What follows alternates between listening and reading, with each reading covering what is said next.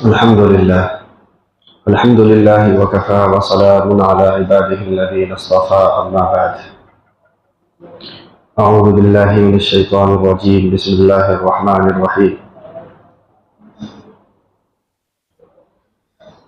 ما كان للمشركين أن يعمروا مساجد الله شاهدين على أنفسهم بالكفر أولئك حبطت أعمالهم وفي النار هم خالدون. إنما يعمر مساجد الله من آمن بالله واليوم الآخر وأقام الصلاة وآتى الزكاة ولم يخش إلا الله فعسى أولئك أن يكونوا مهتدين. قال النبي صلى الله عليه وسلم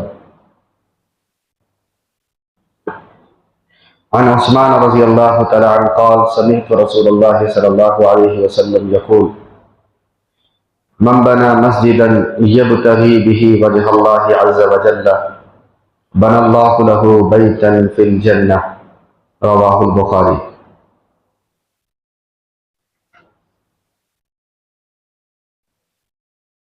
لہتے سے احترام معزز سامعین مکرم،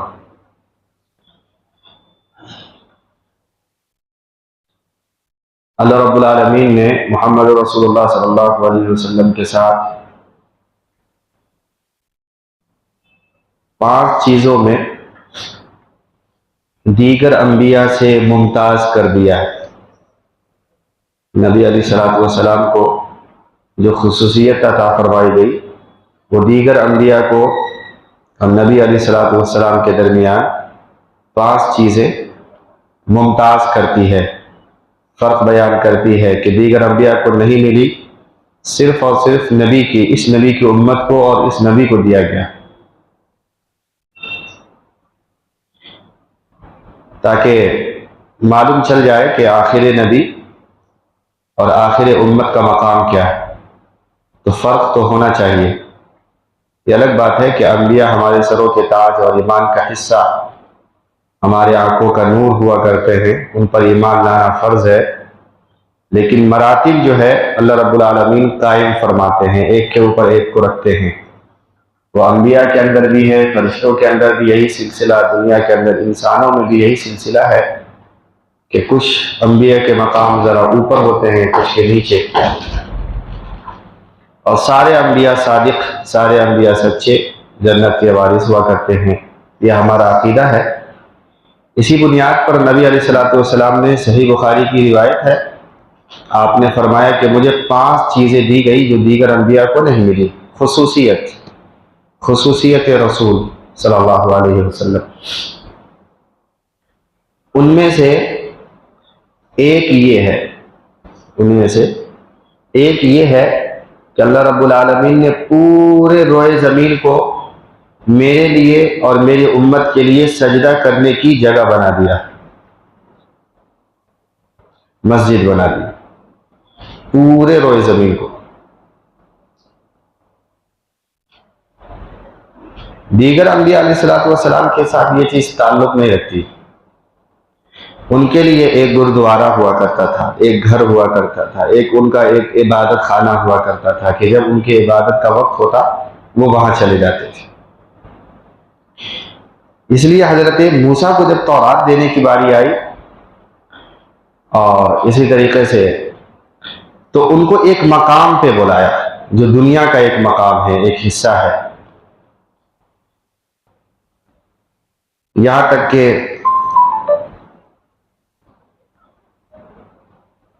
مسجد اقصیٰ کے اندر تقریباً 70% انبیاء کا مسکن ہے مسجد اقصیٰ. تو ان کو عبادت کرنا ہوتا تھا تو مسجد اقصیٰ میں عبادت کرتے تھے. حضرت مریم کو عبادت کرنے کی باری آئی، ان کو بھی ایک روم باضابطہ، اور ان کے والد حضرت عمران، ان کے خالو، یہ سب نبی گزرے ہیں. تو ان کو جب عبادت کرنے کا وقت ہوتا تھا تو ان کے لیے خاص مخصوص تھا کہ وہیں جاتے تھے، عبادت کرتے تھے. لیکن اس امت کے لیے ایسا نہیں ہے. پوری کائنات مسجد، صرف ان میں ایک شرط پائی جانی چاہیے، نہیں پائی جانی چاہیے، باقی سجدہ کر سکتے، کہ وہ جگہ جو ہے ناپاک نہ ہو، بس کہ زمین ناپاک نہیں ہے، ہر جگہ سجدہ کر سکتا ہے مسلمان اس امت کا، ہر مقام پہ سجدہ کر سکتا ہے۔ امام بخاری اس سلسلے میں بڑی لمبی چوڑی تفسیر بیان کی۔ ایک روایت انہوں نے لائی، نبی علیہ السلام کے حدیث سے ثابت کیا کہ انسان پل کے اوپر نماز پڑھ سکتا ہے کہ نہیں۔ پل سے میری مراد یہ ہے کہ نیچے گٹر اور ٹوائلٹ کے پانی بہ رہے ہوں اور اوپر پل ہو، تو کیا یہ ذہن میں نہیں آتا کہ نیچے تو غلاظت بہ رہی ہے تو اوپر نماز کیسے ہوگی؟ فرمائے جائز ہے، کیونکہ جس جگہ نماز پڑھی جا رہی ہے وہ پاک ہے۔ اسی طرح انہوں نے ثابت کیا کہ اگر دائیں سائڈ، بائیں سائڈ یا سامنے گٹر بہ رہے ہوں گندگی کی اور نماز کا حصہ پاک ہو، کہ رطوبت بھی نہ ہو، پانی بھی نہ لگے ہو، تو پڑھ سکتے ہیں نماز۔ ثابت کیا مسئلہ۔ تو پوری کائنات مسجد ہے، شرط یہ کہ غصب کردہ نہ ہو، کسی کا چھینا ہوا اور وہ جگہ ناپاک نہ ہو، پڑھ سکتے۔ تو یہ امت کے لیے خاص کیا ہے نبی علیہ السلام کو، یہ اعجاز کے طور پہ اللہ نے دیا ہے۔ لیکن آگے شرط لگائی ہے اللہ نے خود قرآن مقدس کے اندر، بڑی عجیب شرط ہے۔ میں نے آیت پڑھی آپ کے سامنے مسجد کے تعلق سے کہ ما کان للمشرکین ان یعمروا مساجد اللہ شاہدین علی انفسہم بالکفر۔ یہ جو مشرک نظر آ رہے ہیں یہ تمہاری مسجدوں کو آباد نہیں کریں گے۔ رسول کو تو پوری کائنات سجدہ کرنے کے لیے دے دی گئی، لیکن شرط لگائی کہ اب دیکھو جو مشرک ہیں وہ تمہارے مسجد میں نماز نہیں پڑھیں گے، تمہاری مسجد کی زینت نہیں بنیں گے، تمہاری مسجد کے اندر اسی آیت سے امام بخاری نکالا ہے کہ اس کا پیسہ لگانا بھی جائز نہیں۔ اس اختلاف ہے بہرحال۔ تو غیر مسلم کو یا مشرک کو یہ کوئی پرواہ نہیں کہ میں مسلمانوں کی مسجد کو آباد کروں۔ کیوں؟ شاہدین علی انفسہم بالکفر، ان کے دل کے اندر جو کفر ہے وہ اس کو آگے بڑھنے نہیں دے گا۔ کہ کفر انسان کو خصوصاً عبادت کے تعلق سے جو مسلمانوں کی عبادت گاہیں ہیں اس کی زینت کبھی بڑھنے نہیں دے سکتا، اس لیے صاف لفظوں میں ارشاد کیا گیا کہ کافر کبھی نہیں چاہتا کہ مسلمانوں کی مسجد بنے یا ہم اس کے زینت بنے، کسی بھی طریقے سے خیر کے لیے حصہ بن جائیں۔ آگے قرآن ارشاد فرماتا ہے کہ انما یعمر مساجد اللہ من آمن باللہ والیوم الآخر، مسجد بنانا ہے تو مسلمان کو چاہیے کہ مسجد بنائے۔ وہی مسجد کو بنا سکتا ہے جس کے اندر ایمان ہو، اللہ پر ایمان رکھتا ہو، آخرت کے دن پر ایمان رکھتا ہو، زکوٰۃ ادا کرتا ہو اور اسلام کے ارکان پر مکمل پوری جو ہے نا پاسداری کرتا ہو۔ اللہ رب العالمین اسی کو توفیق دیتا ہے کہ وہ مسجد بنائے۔ قرآن کا گویا کہ ایک اعلان ہے، اب اس کو چیلنج دنیا کے انسان نہیں کر سکتے۔ تو مسجد کے تعلق سے صرف اور صرف مسلمان ہی سوچے گا اور اسے ہی اپنے پیسوں کو خرچ کرنا ہے، اسے ہی اپنے کو آگے بڑھا کر کے اس کام کو اپنے ہاتھوں کے اندر لینا ہے۔ آپ یہ سوچیں کہ کوئی ما فوق الفطرت ہماری آ کر کے مدد کرے گی، کوئی دوسری مخلوق آ کر کے مدد کرے گی، تو اس بھول میں نہ رہے۔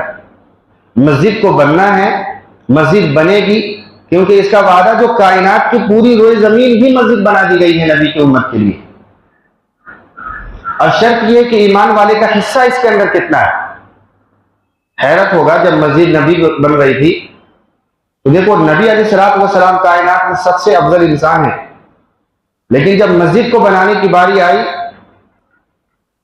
تو بہت دور سے پتھر ڈھو کے لا رہے ہیں مسجد نبوی کے لیے۔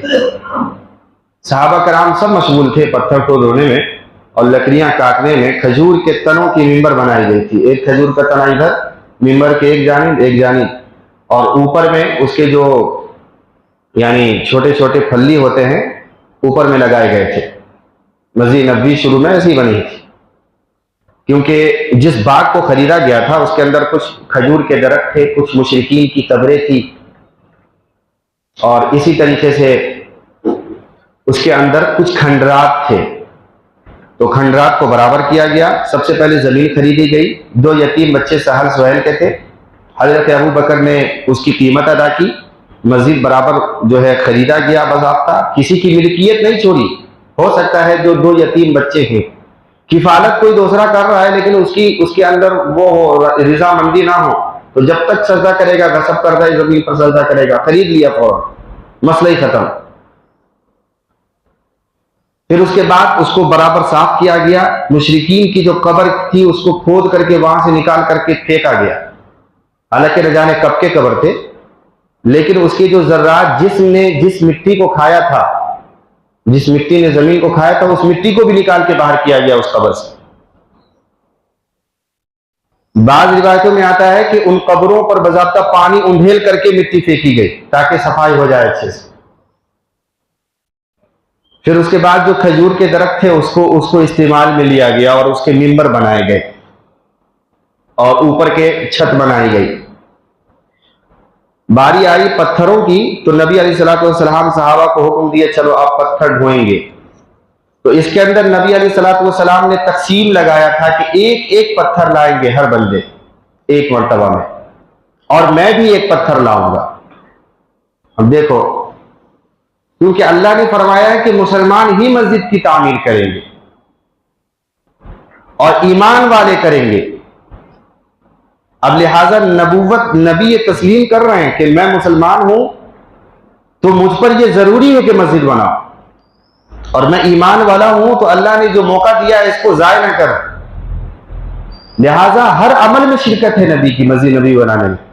پتھر ڈھونے سے لے کر کے اخراجات تک تمام میں مشغول رہے. حضرت عمار ایک صحابی ہیں, ان کو جب لگا کہ نہیں ایک رسول ہمارے ساتھ کیسے کام کر سکتا ہے, تو کہا کہ آپ باری ہم کو دے دیں, یعنی آپ جو ایک پتھر لا رہے ہیں آپ کا بدلہ میں 2 لے کر کے آ جایا کروں گا, آپ آرام سے بیٹھیں. تو اس موقع پہ حضرت رسول اللہ صلی اللہ علیہ وسلم نے بڑی خوشی کا اظہار فرمایا کہ ایسا ہی ہونا چاہیے تھا, اور ان کو دعائیں دی.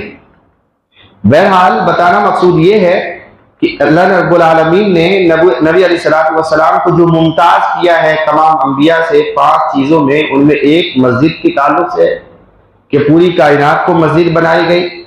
لیکن شرط یہ رکھا گیا کہ دیکھو مسجد کو جو آباد کرے گا وہ کوئی غیر مسلم نہیں ہوگا, وہ صرف اور صرف مسلمان ہوں گے. اور مسلمان اور مومن میں آپ کو فرق ہے, مسلمان عام ہے اور مومن خاص کو کہتے. منطق کی زبان میں اس کو عموم خصوص من مطلق کی نسبت مانی جاتی ہے کہ مسلمان ہر کوئی ہے جس کے ختنے ہو گئے, جنہوں نے نبی پر ایک مرتبہ گویا کہ ایمان رکھا, اللہ کو اللہ مانا, یہ مسلمان ہے, چاہے وہ نماز پڑھے یا نہ پڑھے, عبادت کرے یا نہ کرے.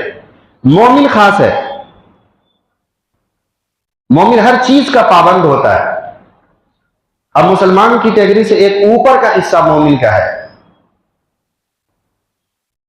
تو قرآن کے اندر یہ فرمایا گیا کہ مومن تعمیر مسجد کریں گے. مومن جس کے اندر ایمان ہوگا, اللہ جس کو منتخب کریں گے اسی کی ڈیوٹی لگاتے ہیں. بڑی فضیلت ہے. حضرت عثمان رضی اللہ تعالیٰ عنہ سے بعض صحابی نے آ کر کے سوال کیا کہ مسجد نبوی جب بن رہی تھی اس کا قصہ بیان کیجیے. تو حضرت عثمان بڑی عجیب بات فرمائی ایک لفظ میں کہ میں نے نبی علیہ الصلوۃ والسلام سے اس موقع پہ سنا تھا کہ جس نے بھی مسجد بنائی اللہ اس کو اسی کا مثل جنت میں محل بنا کے دے دیں گے. بیہقی کی روایت میں ہے کہ خواہ وہ مسجد چھوٹی ہو یا بڑی ہو, اللہ رب العالمین جنت کے اندر محل بنا دیتے ہیں.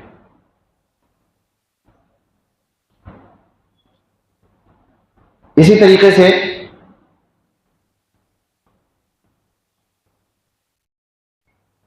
حضرت عثمان غنی کو جب معلوم چلا کہ بڑی فضیلتیں ہیں اور ان سے رسول نے ارشاد بھی فرمائے، تو وہ تلاش میں تھے کہ میں مسجد کیسے بناؤں۔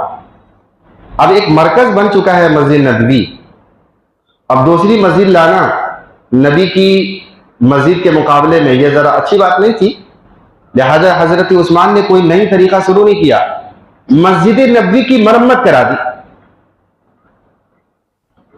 جو پہلے وہ 2 تنے تھے کھجور کے بنے ہوئے تھے، اب ایک عمدہ لکڑی کی تنے بنا دی، 4 جانب جو پانی ٹپکا کرتے تھے اس کو اوپر سے اچھا بہتر کر دیا، نقش و نگار بنا دیے، مسجد کی تزئین بڑھا دی۔ تو مسجد نبوی کی جو توسیع ہوئی ہے، تھوڑا سا اور جگہ لے کر کے خرید کر کے تھوڑا اور احاطہ بڑھا دیا، یہ حضرت عثمان نے کیا۔ اور اس زمانے میں جب لوگوں نے اختلاف کیا کہ آپ مسجد جو نبی نے بنائے آپ ان کے آگے جانا چاہ رہے ہیں، تو انہوں نے کہا نہیں، میں اپنے لیے جنت میں گھر تلاش کر رہا ہوں اصل میں۔ اور انہوں نے ان اشکال کو دفع کیا کہ مسجد بنانا گویا کہ اللہ رب العالمین جو ہے جنت کے اندر اس کا گھر بنا دیتے ہیں، لہذا اس میں ہر بڑھ چڑھ کر کے مسلمان حصہ لے جو ایمان والا ہے۔ لہذا اللہ رب العالمین نے آپ لوگوں کو ایک موقع عنایت فرمایا ہے اس مسجد کے تعلق سے کہ ابھی ہماری مسجد کا کام شروع ہونے گیا ہے اور بس شروع ہی ہو رہا ہے، ابتدا ہے، اور ایسے بے سر و سامانی کے عالم میں کچھ بندے کھڑے ہوئے کہ ابھی کچھ بھی ہماری نگاہ کے اندر نہیں ہے، لہذا ایسے موقع پر ہم دعا کرتے ہیں کہ ہم میں سے ہر شخص کا حصہ لگے، اپنے آخرت کو بنانے کی فکر کرے، اپنے ایمان کی تکمیل کے لیے، کیونکہ جب تک مسجد قائم رہے گی 100 سال 200 سال جتنے سجدے ہوں گے، جتنے لوگ سجدے کریں گے، جتنی عبادتیں ذکر و اذکار ہوں گی، ان تمام کا حصہ ان لوگوں کو بھی پہنچتا ہے، یاد رکھیے، جنہوں نے سعی کی ہے اور کوشش کی ہے، جن کا مان لگا ہے۔ لہذا صدقہ جاریہ سمجھیے کہ ہم مر گئے لیکن ہم کو کوئی پوچھنے والا نہیں، لیکن ہم نے جو چھوڑ رکھا ہے، مسجد ہو، کنواں ہو یا فلاحی کام ہو، اس کے ذریعے اللہ رب العالمین آٹومیٹک ثواب کا سلسلہ جو ہے شروع کر دیتا ہے۔ ہمیں کسی کی ضرورت نہیں کہ کوئی قرآن خوانی کرے یا نہ کرے، کوئی قرآن پڑھے کہ نہیں پڑھے، ہم نے جو مسجد بنائی یہ کافی ہے ہمارے لیے۔ تو اپنا راستہ مرنے کے بعد پہلے ہی شروع کر دینا ہے۔ اللہ رب العالمین بات کی صحیح سمجھ کی توفیق عطا فرمائے۔ سنت ہے۔